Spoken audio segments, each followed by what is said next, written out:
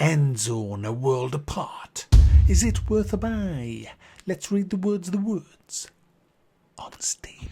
Endzone is a post-apocalyptic survival city builder where you start a new civilization with a group of people after a global nuclear disaster. Build them a new home and ensure their survival in a shattered world threatened by constant radiation, toxic rain, sandstorms and droughts. Now a few of you might be saying, hang on Mac, you've already reviewed this. Yes, I did. I reviewed this a long time ago when it first came out, about a year ago, in early access, and I thumbed it down. I didn't particularly like it that much. There was a load of bugs in it. There was quite a bit wrong with the version that I actually played.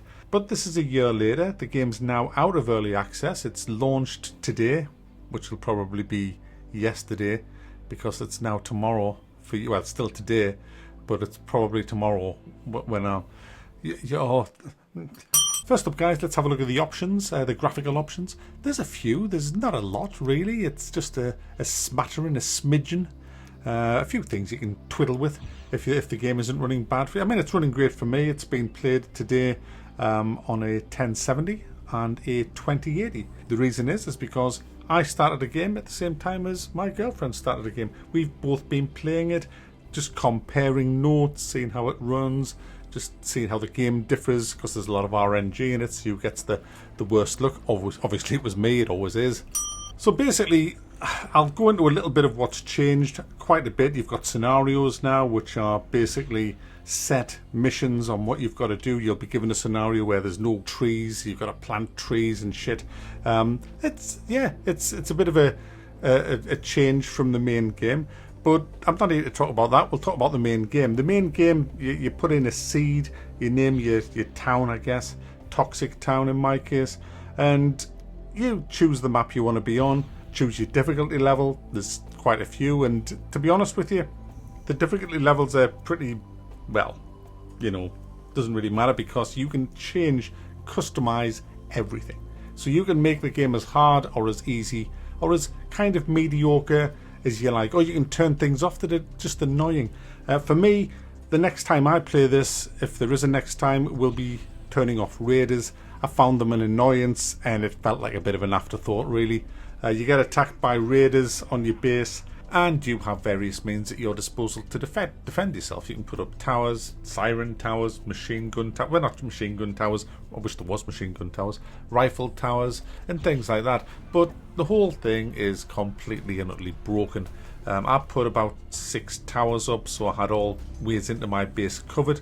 The bandits arrived, they demanded obscene amounts of resources or they would attack. I told them to go f themselves. So they attacked, they walked right through my towers, took heavy casualties, got into the base, wrecked loads of me buildings, got attacked by one of my other towers, then decided to leave. There was only 2 of them and a dog left.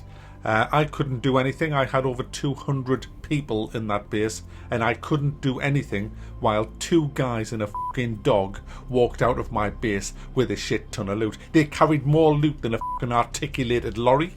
2 guys and a fucking dog, guys. It's broken. It's bollocks, to be honest. For me, I want to be able to make a group of militia, arm them with frickin' guns and send them out after them and confront them in the woods as they're getting there in a big fucking firefight. Can't do that, so I'm not really interested.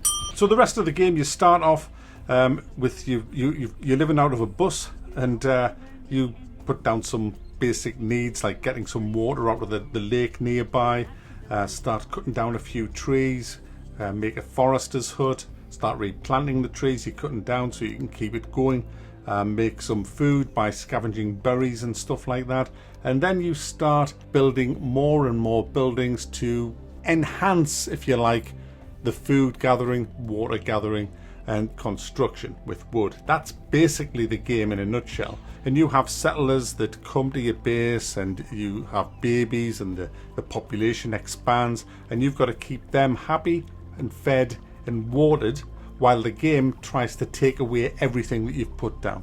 So the game will try and take away your water with droughts, it'll try to take away your food and your materials with raiders, it will hammer your base with sandstorms, which causes you to have to repair a lot of it, which again costs you resources. So the game's trying to constantly take stuff away from you while you're building against that to try and get more and more of the stuff. So it's about accumulating as much stuff as you can, and you do that through mining and grinding. No, not mining and grinding. You do that through mining. There's a bit of mining, but it's gathering things, setting up farms, fishing, hunting, the usual stuff that you get in these kind of games. There's also expeditions that you can send your people on, and they go out into the old wrecked world. You send scouts first to see if it's worth sending an expedition to. If the scouts like the look of it, send out an expedition, hand-pick the crew, make sure they've got the right skills for the job, for whatever they may come across, send them out. A couple of days later, they'll arrive. You then get this kind of little, I quite like it, it's a bit of a game of chance, if you like, and how well equipped you are to go and explore. Maybe it's an old bunker or an old nuclear power station, and you find bits, valuable bits, and if you're really lucky you might find some seeds to some new plants that you can grow, because food is essential, as is water. And that's essentially the game. There's a lot more to it, obviously, because there's the in-depth look at that, but what I want to talk a little bit about now is how it's changed since I last played it. It's now playable. When I first played this, when it first came out, it was so bug-ridden that it became annoying. It became really annoying. The farmer would suddenly down tools and piss off into the woods for no reason whatsoever. People would get lost trying to bring me materials for a crucial building. It was just a mess. Now, thankfully, it's fine. I haven't had one bug, and I've been playing this for about 1.5 days. My girlfriend hasn't had a single bug either. So they've done a crackingly good job of bug squishing. I mean, it's been a year, but it's had loads more updates since then. It's now actually a game that I find quite enjoying. There's things I don't like about it. Like I've just mentioned, I don't like the fact of the raiders. It seems like an afterthought putting them in. It could have been done way, way better, and should have, to be fair. So I'll be switching them off in future if I play it again. But the other aspects of the game I quite like. There's a lot of buildings in this game that you have to get your head around, and it's very, very slow going. I mean, really slow. If you just play this on the normal speed, you'll probably be 70 before you finish it. So you have to kind of speed this up a bit, but even when you speed it up, it's still a very, very slow game. The research alone is mind-numbingly slow. If you're lucky when you're on expeditions, you can get research points that save a bit of time, cut a few corners, but it's a slow game. So if you're wanting a really slow city builder that has a bit of excitement in it through things that hit you like sandstorms and droughts and stuff, makes you think the way you set out your base, then be my guest. £20, guys, and it's currently 35% off on Green Man Gaming, so you can get it for £12.67 on there. Links in the description below if you want to help the channel and save yourself a bit of money. So there you go, guys. Endzone it's alright. It's not the best city builder out there, but it's certainly not the worst. It's alright, and yeah, worth a buy.